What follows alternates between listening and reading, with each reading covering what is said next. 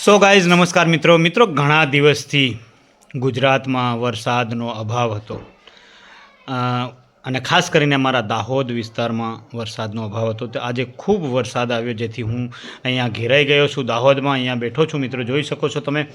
આ બાજુ વરસાદ પડી રહ્યો છે, આ વરસાદ જોઈ શકો છો. હું એક દુકાન પર બેઠો છું કેમ કે દાહોદ ગયો હતો અને ત્યાં વરસાદ આવી ગયો, ખૂબ વરસાદ આવી ગયો, એટલે હું ત્યાં અત્યારે જસ્ટ બેઠેલો છું. તમે જોઈ શકો છો.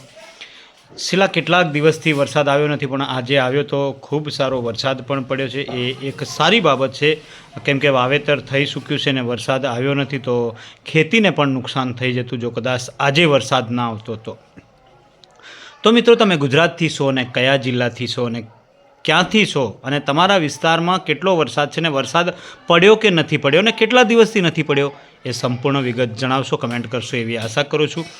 અને મિત્રો જે રીતે વરસાદ અત્યારે જે ચાલી રહ્યો છે ને એ ખૂબ સારો વરસાદ છે, તમે જોઈ શકો છો. કેમ કે વાવેતર થઈ ગયું, એના પછી લગાતાર વરસાદની માંગ હતી. ખેડૂતો વરસાદની માંગ કરી રહ્યા હતા, પણ વરસાદ એ આપણા હાથની વસ્તુ નથી, એ કુદરતી રીતે છે. એટલે મિત્રો રાહ જોઈને ખેડૂતો બેઠા હતા. અને જે ખાસ કરીને જે ખેતી પર નિર્ભર જે લોકો રહે છે ને એમને તો ખૂબ દુઃખ, ખૂબ તકલીફમાં હતા, ચિંતામાં હતા. પણ ફાઇનલી આજે વરસાદ આવી ગયો તો ખુશીનો માહોલ પણ જણાઈ રહ્યો છે. એટલે આજે ખેડૂતો ખુશ પણ થયા હશે, ખુશ થતા હશે. અને જ્યારે વરસાદની જરૂર ખેતીને પડતી હોય છે, વાવેતરમાં પડતી હોય છે, ત્યારે ખરેખર વરસાદ સમયસર આવી જતો હોય છે, ત્યારે ખેડૂતોને ફાયદો થતો હોય છે મિત્રો. પણ જો જે રીતે વરસાદ છેલ્લા કેટલાક દિવસથી વરસાદ આવ્યો નથી ને ત્યારે ખૂબ જ દુઃખભરી વાત હતી ખેડૂતો માટે. પણ અત્યારે વરસાદ ફાઇનલી ચાલુ છે એટલે ખૂબ જ સારી બાબત, ખૂબ ખુશીનો દિવસ. જે મેઘરાજા જ્યારે વરસે છે ને ત્યારે ખેડૂતો ખૂબ આનંદિત થઈ જતા હોય છે મિત્રો.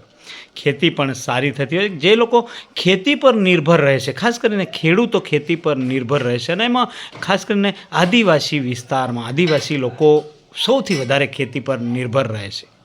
નહીં તો જો ખેતી જો બગડી જાય, વાવેતર ખરાબ થઈ જાય, ધોવાઈ જાય ત્યારે ખૂબ દુઃખ થાય. અને પછી મજૂરીએ જવું પડે છે અને જ્યારે પણ અનાજ નથી પાકતું ત્યારે એમને ખૂબ દુઃખ પણ થતો હોય છે મિત્રો. તો જેટલા પણ ખેડૂત મિત્રો છે એ કમેન્ટ કરે અને ક્યાંથી છે ને એ પણ કમેન્ટ કરે મિત્રો. અને તમને તમારા વાવેતર તમે કેટલા દિવસથી વાવેતર કરી દીધું છે અને વરસાદ કેટલા દિવસથી નથી આવ્યો ને એ પણ મિત્રો કમેન્ટ કરીને જણાવશો તો મને આનંદ થશે, ખૂબ જ ખુશ થશે. કેમ કે તમારી એક કમેન્ટ ઘણું બધું મને જાણવા મળી જાય છે કે ગુજરાતના કયા ખૂણામાં કયા જિલ્લામાં વરસાદ અત્યારે ચાલી રહ્યો છે અથવા તો ગઈકાલે યા આજે પડ્યો છે ને કયા જિલ્લામાં કેટલા દિવસથી નથી પડ્યો ને એ પણ સંપૂર્ણ માહિતી મને મળે. અને જો તમે માહિતી આપશો ને મિત્રો તો એ જ તમારી માહિતી અનુસાર હું બીજો પણ વિડીયો બનાવીશ ખેતીને લઈને, વરસાદને લઈને, જેથી તમારી માહિતીને એ પણ ખૂબ જ મહત્ત્વની માહિતી બની રહેશે દોસ્તો. એટલે ગુજરાતના કોઈ પણ ખૂણાથી તમે છો, કોઈ પણ જિલ્લાથી છો, કોઈ પણ તાલુકાથી છો અને તમે કોઈ પણ સમાજથી છો, અને ખાસ કરીને જો ખેડૂત હોય ને તો કમેન્ટ જરૂરથી કરજો. અને મિત્રો ના વરસાદ પડ્યો હોય તો પણ તમે કમેન્ટ કરી શકો છો. અને ખાસ કરીને દોસ્તો જ્યારે આ વરસાદની સિઝન આવતી હોય છે ત્યારે અવારનવાર વરસાદની માંગ પણ થતી હોય છે. અને વરસાદ વધુ જ્યારે પડી જતો હોય ને ત્યારે પણ ખેતી માટે નુકસાનકારક થઈ જતો હોય છે. પણ આજનો વરસાદ એ સારો વરસાદ, એટલે કે કદાચ ડાંગર જે લોકોએ કરી હશે એ લોકોને તો ખૂબ સારું છે.